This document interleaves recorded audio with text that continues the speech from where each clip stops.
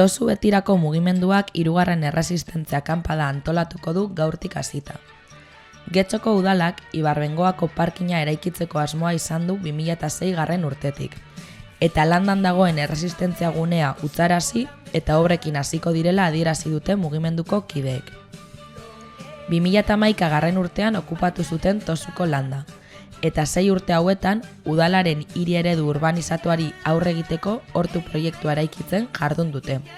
Hemen gertatzen da bien ulertzeko 2006ra bueltatu behar gara.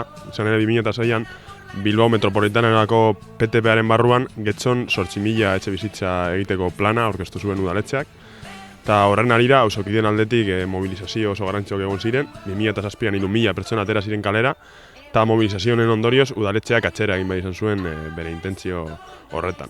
Aita flore, eder da dirua, bai, irabaztean maiz, zertarako hortua. Ekainean jaso genuen Eusko Jaurlaritzaren agindua, gure ustutxe agindua jaso genuen. Kontua da hemen, pertsona bat errondatuta dagoen lez, hori ez zela baliogarria. Hori Eusko Jaurlaritzaren aginduak ez zeukan inolako baliorik, pertsona bat bere etxetik botatzeko agindu judizial bat behar data.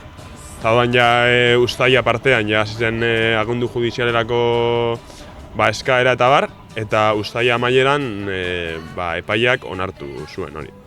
Eta orduan orain espero duguna da, irailean barriro saiatzea hemen obrekin hasten. Erresistentzia kanpaldia gaur hasi eta irailaren 10 arte luzatuko da. 3. aldiz eta betiko obrak gelditzeko asmoz. Mugimenduko kideek adierazi dutenez.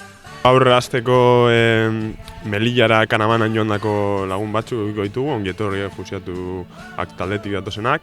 Gero bihar bertso afari eukiko dugu. Zapatuan herrian dantzaldi bat antolatuko dugu, San Nikolas plazan. Datorren astean zer zenbait hitzaldi egongo dira, subirautasun energetikoaren inguruan, astelehenean magia egongo da, oso egitarau zabala da.